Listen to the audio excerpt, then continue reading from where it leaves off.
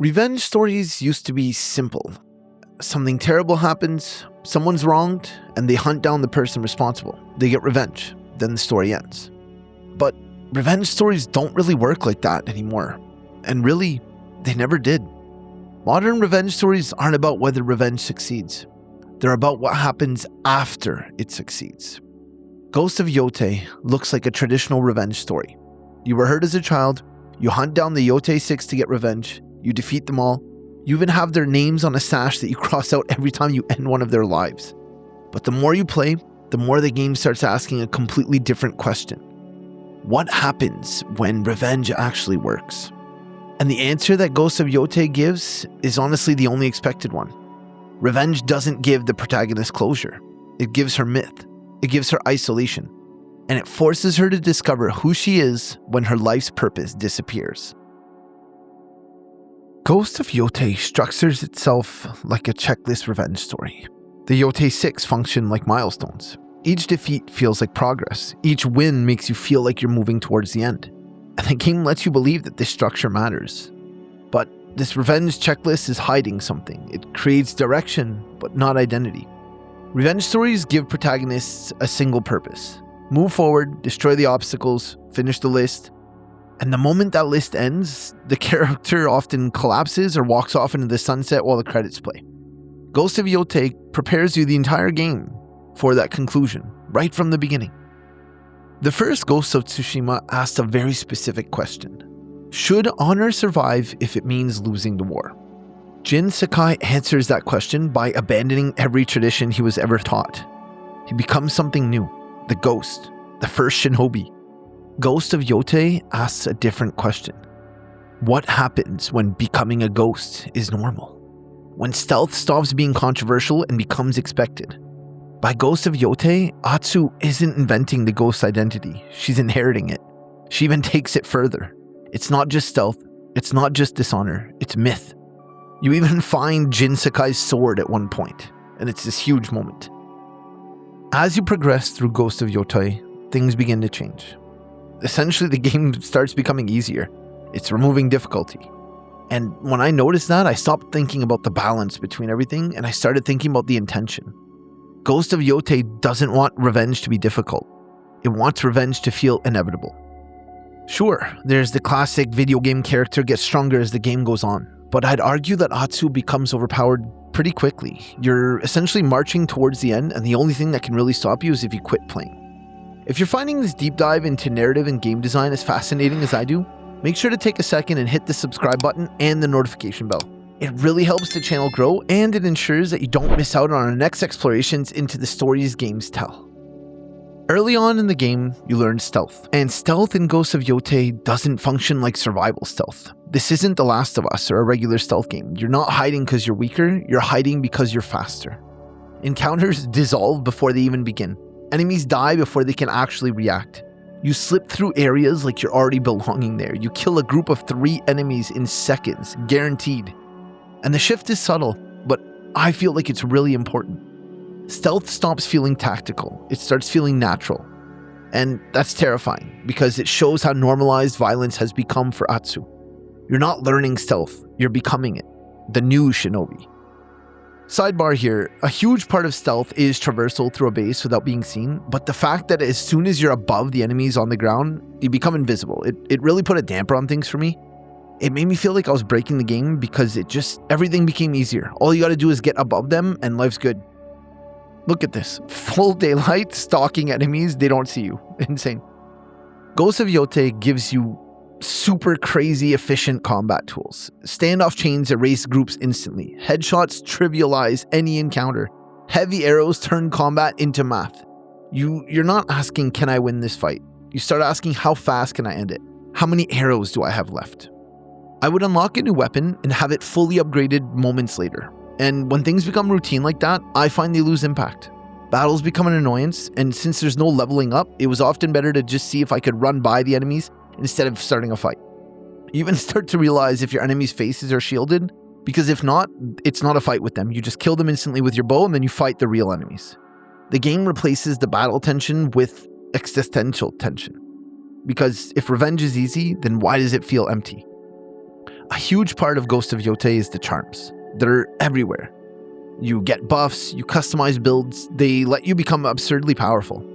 But charm abundance does something kind of fascinating to the narrative as well. It removes resistance from the world even more. Revenge stories follow that same arc. The closer you get to your revenge, the easier everything becomes. It's a single purpose, you're running forward. The obstacles disappear, but that makes Atsu's purpose disappear as well. Power isolates. And throughout the entire game, Ghost of Yōtei reinforces the isolation through its gameplay. Traversal in Ghost of Yōtei is forgiving, but it's slow. Climbing really doesn't punish mistakes. You can even fall right off and it'll bring you right back to where you fell. Atsu can hold on to any surface for an hour if she needs to. Movement flows extremely smoothly. You can casually see a mountain in the distance and head for it. You'll make it up there. In fact, the developers have actually created a full path for you to follow up. Most of the time, it's the only path up that mountain.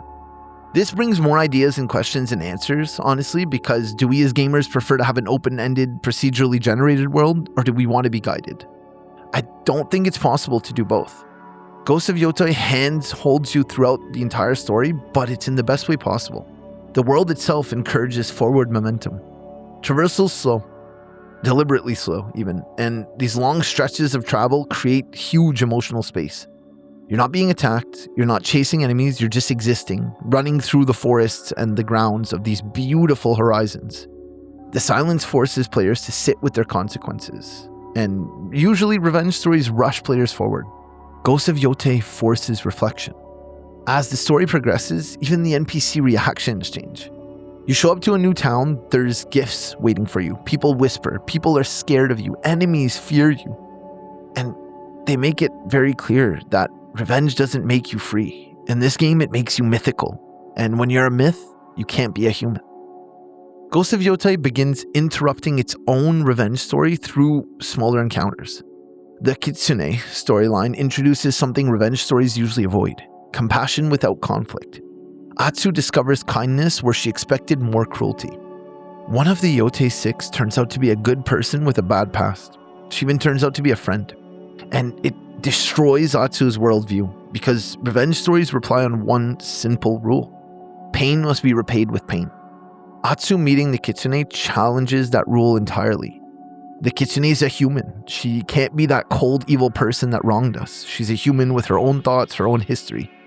She even explains to us that she was stuck in something for too long, that she broke free, turning away from the Kitsune identity and revealing herself as Oyuki. And it just answers that not everything that went wrong in our lives needs to be avenged. It takes a while for Atsu to grasp on that, but once that idea enters the story, revenge and the entire storyline really starts feeling very unstable. By this point in Ghost of Yōtei, Atsu can defeat literally armies, and she has, but she still can't stop herself from pushing for revenge. Then, out of nowhere, the game delivers two of its most devastating moments. We let another one of the Yōtei 6 go. The missions are quick, we chase him around, he helps us, we help him, and we let him go. Atsu crosses the name off her list even though the person is still alive. She's changing.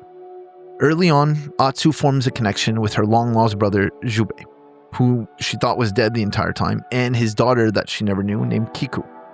Even though she feels this connection with them, she still wrestles with the idea of revenge. All the way until the end of the game, where, and you may have predicted this as soon as they told us that Kiku's mother had passed away long ago, but Jubei dies out of nowhere in the final encounter. In the same 10 minutes, Atsu loses her brother for a second time and realizes her life's goal. And right at that second, Atsu's forced to confront the thought she's been avoiding the entire game. Is revenge worth it? By the end of Ghost of Yōtei, revenge succeeds completely. The enemies are dead, the past is avenged, the legend is complete. But Atsu's left with something far more terrifying: a future. She's essentially forced to raise the girl. She wants to, but she's forced. Protect instead of destroy, build instead of avenge. Revenge gave her an identity, but this new piece she's found forces her to find a new one. Ghost of Yōtei fits into a larger shift in storytelling. The Last of Us Part 2 shows revenge destroying identity, destroying relationships. God of War shows us that revenge is being replaced by responsibility. Red Dead Redemption 2 shows redemption coming through compassion.